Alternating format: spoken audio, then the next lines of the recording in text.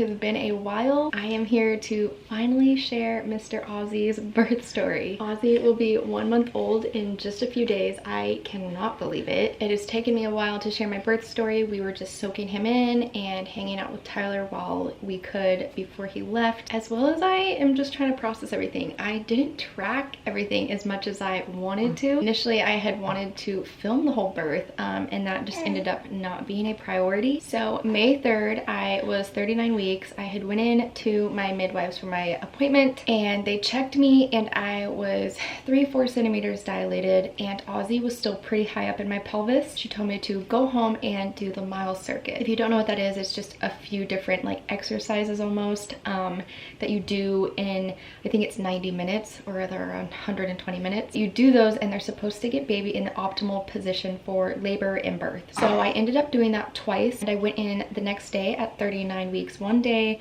and they wanted to place a Foley bulb. She checked me, I was 4 centimeters dilated for sure, and he had dropped. So I think the mile circuit had worked because the day before he had not dropped, and that next day he was in the perfect position for labor. So they placed the Foley bulb on May 4th, and that was around, I believe, 11 a.m. They don't usually put a Foley bulb in that late in dilation because it's supposed to fall out at 4 centimeters, but they did it just to kind of give me that extra little push. The Foley bulb experience was great, other than having the catheter attached to my leg. That was really frustrating. And at 6 p.m. that night, the Foley bulb had fell out, which was the most like oddest feeling. I had a feeling that it had came out of my cervix, but just wasn't sure. So I went to the bathroom and I grabbed my mirror and I looked, and it just plopped out. And the Foley bulb was about like this big. It was so weird. During the Foley bulb, it was giving me pretty good contractions that I knew were contractions because they wrapped around my back and my stomach, but still nothing major, nothing I couldn't have handled, nothing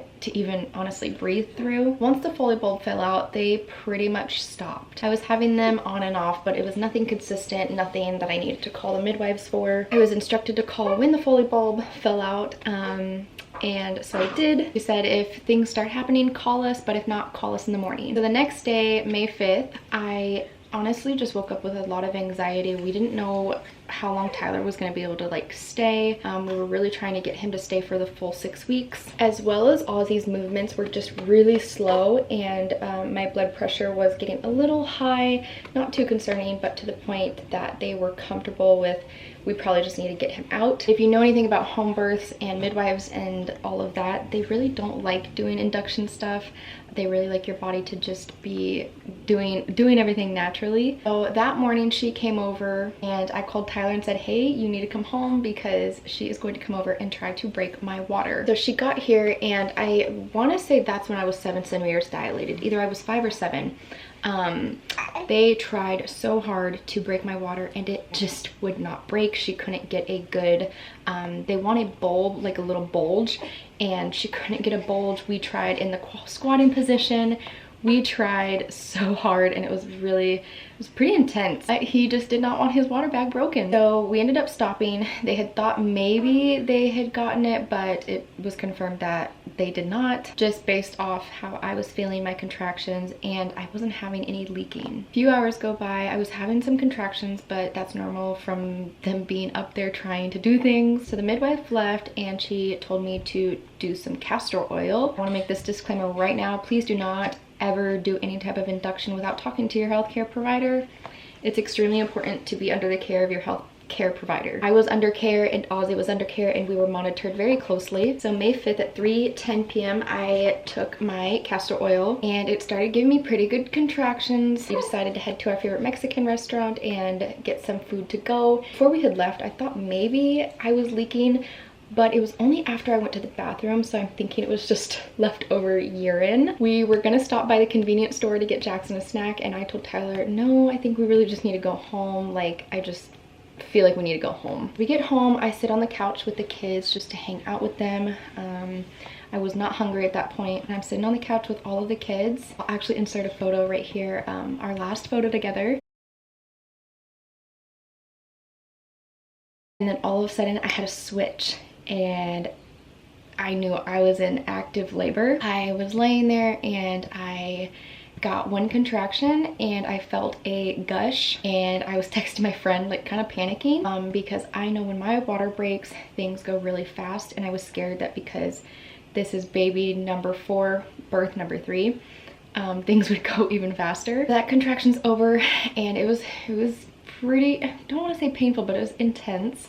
And then I get another contraction and feel another gush. At that point I called my midwife, she didn't answer, and that's when I really started panicking. So I ended up texting her, and then she was calling me back, and I was like, hey, I think my water just broke. So that was at 5:30 p.m. and immediately after that water broke, it was just like intense after that. I was having to breathe through pretty much every contraction. I refused to even move an inch. I stayed in the same position because I knew if I stood up, this baby was going to come out and come out fast. Because my midwife wasn't there, I didn't want to have a free birth, and my birth photographer wasn't there, so I really did not want him coming out yet. It took her about 15 minutes, I believe, to get here. It was definitely a little bit because I was like, no, like she needs to get here, and she needs to get here now. I was texting my friend Corinne and like, what do I do?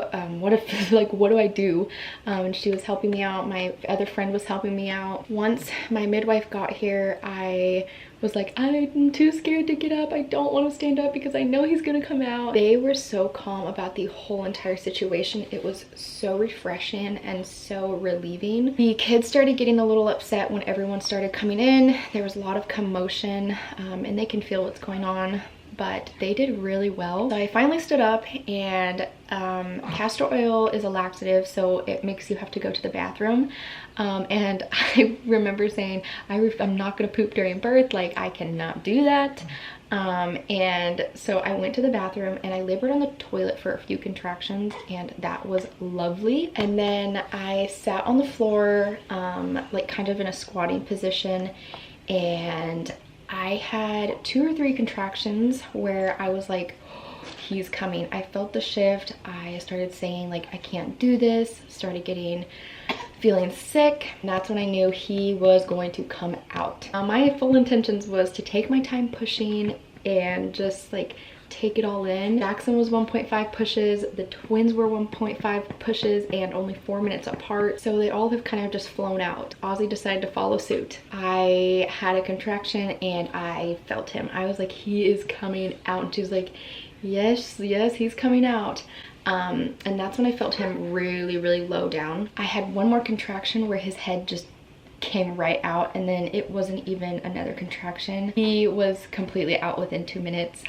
It was really fast, really crazy, but I got out of there with a scrape of a tear, and I could not believe it. As soon as he was out, I was like, I tore, didn't I? And she's like, hold on, like we'll look when you get up on the couch. And so I was really surprised when she was like, no, like you just have a little scrape, no stitches, nothing needed. It was just a really fast process. It was all really calm and relaxing. There was nothing chaotic. When his head popped out, the midwife did say, oh, we have a cord around his neck.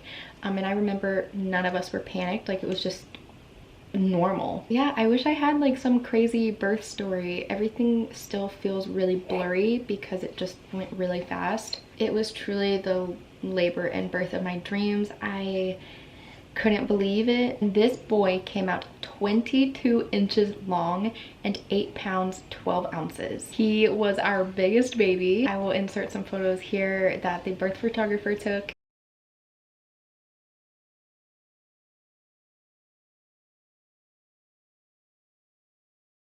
The boys were instantly in love. Tyler and I were obviously instantly in love. It was just a really incredible and beautiful experience, and we are so happy that he is here with us and has joined our family. He is truly such a little blessing and the perfect addition to the other crazy 3 boys. I hope you guys enjoyed this really quick little birth story.